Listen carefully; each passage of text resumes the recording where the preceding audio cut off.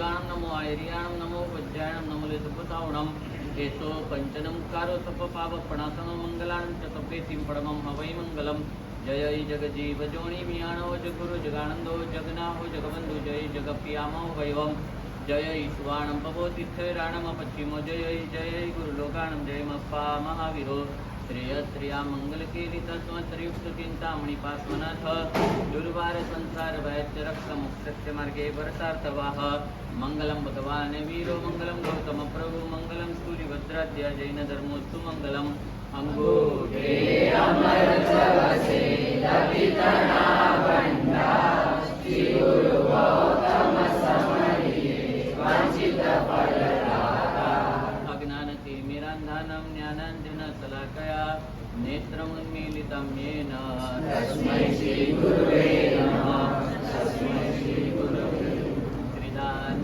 प्रेम सुरिगर्चन वेसुराणु वन्दो सदा सुरिवरा भुवनैक भानु मागो कृपा श्री जय घोष सुरीश राजे जो शोभराशीष मुखति शिवराज काजे हितार्थता गंभीराने हृदय सौनु हितवयु प्रशांत वृत्ति ब्रह्म मूर्ति प्रेम गुरुवर निरटयु कृपा भुवन भानु सुरीजी संग बहुमान शुभ करु वंदन करी गुरुदेव राजे हृदय प्रेम भयो भर्यु कृपा निधि जय घोष सुरीजी हृदय प्रेम भयो।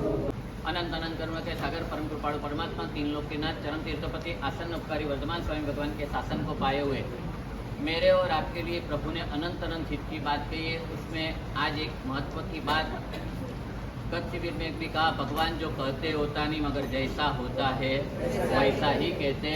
इसी तरह से प्रभु ने 8 कर्म की बात कही है, उसमें आज एक मोहनीय कर्म की बात लेना है। उनके लिए पहले एक भूमिका में एक बार एक युवान एक हाथी वाला हाथी लेके जा रहा था और हाथी को गांव के बाहर रुकाया। गांव का छोटे से गांव की बात है ये। और हाथी को गांव के बाहर रुकाया। हाथी को महावत ने एक रस्सी से बांध लिया।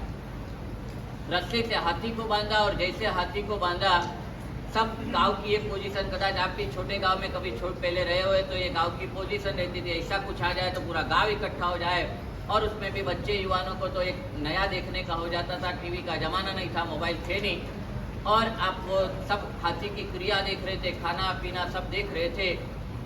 आखिरी में एक युवान को प्रश्न हुआ कि ऐसे तो सोचा था, जाना था, सब कहते कि हाथी जितना बलवान कोई प्राणी नहीं। हाथी बड़े बड़े झाड़ को भी उठा के फेंक देता है, हाथी बहुत पावरफुल है। और ये हाथी को तो ये इनको संभालने वाले महावत ने खाली एक रस्सी से बांधा है और हाथी वो रस्सी के इधर गिर्द जितनी रस्सी है इतना ही इर्द गिर्द घूम रहा है। इनको मन में प्रश्न होने लगा कि ये कैसे हो सकता है, हाथी इतना पावरफुल फिर भी एक रस्सी उनको बांध के कैसे रख सकती है। मगर इधर उधर जाने के बदले ये युवान कुछ अच्छी भावना वाला था, सीधा महावत के पास गया कि इसको पूछो इसके पूछो, इनके बदले महावत को ही पूछ लो। और वो महावत के पास गया और महावत को पूछने लगा कि ये हाथी इतना पावरफुल है कि कमजोर है, कुछ बीमार है? तो कि नहीं, ये एकदम स्वस्थ है, इसीलिए तो ये चलते चलते इधर तक आया। तो कि स्वस्थ है, ताकतवान है, सब कुछ होते हुए ये हाथी को रस्सी से आप कैसे बांध पाते हो? यस और नो, ये इनका क्वेश्चन बराबर था या नहीं? क्वेश्चन था मन में कि ये बराबर था, रस्सी से बांध कैसे पाते? आपको पता है कैसे हो सकता है? जानते भी हो सकते ये रस्सी से हाथी कैसे बंधा रह सकता है? कारण क्या? आज गत शिविर टेस्टमेंट जैसी थे, शांति से चले तो भी 5 ही कर्म थे और इनकी इफेक्ट कितनी थी? आज मोहनीय कर्म में 28 पेटा भेद है और सबसे भयानक, सबसे ज्यादा हर क्षण, हर मिनट, हर जगह पे सबसे ज्यादा इफेक्ट करने वाला डिस्टर्ब करने वाला, सबसे ज्यादा मुझे और आपको टच करने वाला जो कोई कर्म है, मुझे और आपको यानी हर व्यक्ति को, जिसको केवल ज्ञान नहीं हुआ है, इन हर व्यक्ति को सबसे ज्यादा डिस्टर्ब कोई करता हो, सबसे ज्यादा जो टच करता हो, सबसे ज्यादा हैरान करता हो, सबसे ज्यादा जो दिक्कत करता हो, तो वो कौन सा कर्म है? मोहनीय कर्म है। और इसीलिए उनको आठे कर्म का राजा भी कहा जाता है, आठे कर्म का बॉस भी कहा जाता है, आठे कर्म का संचालक भी कहा जाता है, और आठे कर्म का प्रोवाइडर, इनको पावर देने वाला भी जो कोई आठ कर्म को पावर देने का जो कोई काम करता है, तो वो कौन सा कर्म करता है? मोहनीय कर्म। कितने भी बल्ब हो मगर पावर चालू ना हो तो इनका कोई अर्थ नहीं। इसी तरह से हर कर्म को जो यदि कोई बल देता है, पावर देता है, तो वो कौन सा कर्म है? मोहनीय कर्म। और इसीलिए मोहनीय कर्म को जिसने समझ लिया और उनकी इफेक्ट को टालन करने का प्रयास कर लिया, तो बाकी के कर्म तो सभी कड़ कड़ कड़ कर करके टूट जाते।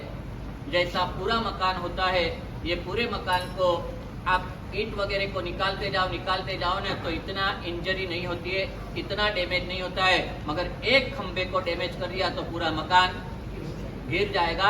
एक पिलर को जो आपने डैमेज किया तो पूरा मकान सड़कता ऊपर नीचे गिर जाता है।